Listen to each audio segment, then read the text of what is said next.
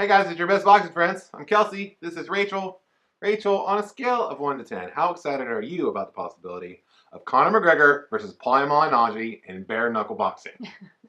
First of all, I can't believe that Paulie Malignaggi is signed up with Bare Knuckle Boxing. Yeah, that's the Um, huge news here is that former world champion who the story make about Paulie is that he's got plenty of money because it seems like he has a he's steady got job with with Showtime. Showtime, and I just watched the UK fight from earlier this year, and he called to action for them as well over there for BT Sport, I think. Like his time should be filled Yeah, commentating, he's calling got fights. he's busy. He's got stuff going on. Like doesn't need to get in a ring again. Unless he's in deep with the bookies.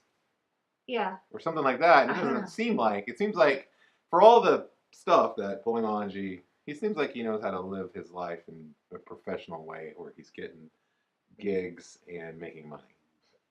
I know we that never know. I don't know. You never know. But yeah, it does seem like a big risk to take because being in any ring is dangerous.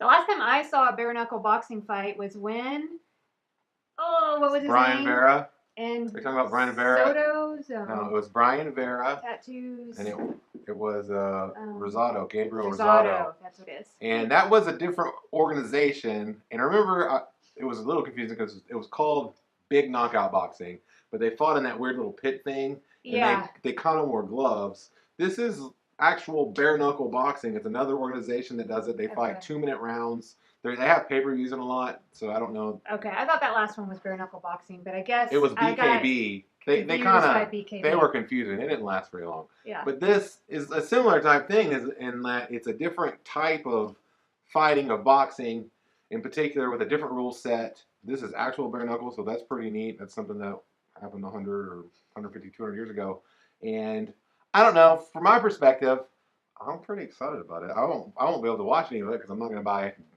bare knuckle boxing pay-per-views. Our budget will not allow such. I don't think I would even if I was just rich. But I am interested in seeing how Paulie does in it. I think that even though Paulie's older now, obviously, and not elite like he was, his skill set is, to me, is probably going to be leagues above what he's going to see in the bare knuckle boxing matches. Not to take anything away from those guys. There's just levels. It's just like when an amateur moves up to professional boxing, or heck, when you saw the best striker in MMA try to fight Floyd Mayweather, it was just a different level. It was just now the gap here will be, I think, significantly bigger. But you never know how Floyd going to react when somebody's knuckle gets stuck in his eye, Rachel. Yeah, I don't know, and I think the name bare knuckle boxing gives the impression that this is going to be more brawling. But like for all I know, because it's bare knuckle, this might be more skills focused. Well, and that's we've actually learned. You and I have learned this life lesson together, which what you originally talked about, which is BKB boxing. It was what was that? You said big knockout boxing? Big knockout boxing. I didn't remember it. I just read about it. Yeah, big knockout so boxing. They had Rosado. Sold it as like it's gonna be, and it was in like this pit brawling, thing, so there was nowhere to move. So we thought it had it was a circle and it was a ledge like this big, and if you fell out of that, like it was, I don't know, point against you or something. You had to stay. But like when you got backed up, there was no ropes to lean on. Yeah. So if you got backed up, that little ledge, you were gonna fall, like kind of back into it. Right. And the way it was set up actually led to really you had to think and have skills in order to participate in that. Yeah, and what we thought going into that main event with Brian Vera and Gabriel Rosado was Brian Vera, you don't want to just stand there and trade with that guy. But the reality of it was that Rosado won that fight fairly easily because he moved and boxed. And so even in those tight quarters, even in situations where guys are right in front of you, skill pays the bill, right? Skills pay the bills, y'all. If it don't make money, it don't make sense. Wait, that's another Floyd Mayweather thing.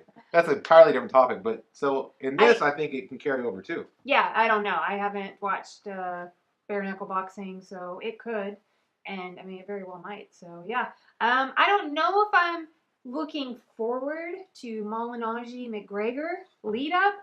Here's so in one way, on one hand, I am. I'm like, okay, well, this will be exciting, and I'm all, I don't mind being entertained. I watch all kinds of stuff for the mere fact of being entertained. So I'm okay with that. But, the only thing that concerns me is, the vulgarity that's going to go along with this promotion. Because if you up the ante, you're not going to up the ante more than Paulie Malignaggi. Like, that was I mean, proven it in the was like Broner build-up. disgusting with Broner. Like, instead of somebody like letting Broner just stay out there on his own in the like era of vulgarness, Paulie said, like Paulie just like, I'm gonna come up here and meet you, and I'm gonna raise that bar. Yeah, like, and so I was really like, so kind of how Mayweather, McGregor. But what I am curious about is after that whole promotion, Paulie Malignaggi apologized, right? Like, not like a big public thing. It seemed like a forced apology. Though. But that what I'm going to say is like he apologized. Maybe a recommended apology. Then Showtime. I wonder what's going to happen again, because clearly he wants to keep his like job at Showtime and stuff like that. So we don't know. That's a story we make up. What story? That Showtime, he wants to keep his job. Well, that Showtime even that he would have to apologize to stay on Showtime. Oh, I'm not. That's not what I'm saying. That Paulie Malignaggi, like, we'll get to see if in this promotion, if that apology was like genuine from him. Okay. If he's like, oh, you know, I didn't mean to treat women like they're pieces of meat and be misogynistic and all this, or if he's just going to do the same thing all over again, you know? Yeah, we don't know, but what we do know is that it's going to be awesome, whatever happens, even if it's a train wreck. And actually, I do, like, people, in all seriousness, people, if you're on social media, are making fun of this thing and, like, making up stories that Paulie's broke and all that stuff. I don't see anything other, or I don't think that anything is important other than this is Paulie Malignaggi's life, and he apparently still wants to fight, and this seems maybe to him like a good financial opportunity and a good opportunity to put himself in fights that he's going to be clearly the more skilled fighter. That's what I think. Yeah. And so I'm excited about it. I'm excited about it for him. And yeah, I was thinking like, man, McGregor could come do this with him as like a joke. But then I went to Twitter and Paulie had already tweeted at McGregor like, hey, fool, let's do this. So I'm excited about that. You know what I'm more excited about? What are you more excited about? People liking, commenting, and subscribing to our show. We really appreciate it. It helps the channel grow, and we love you guys.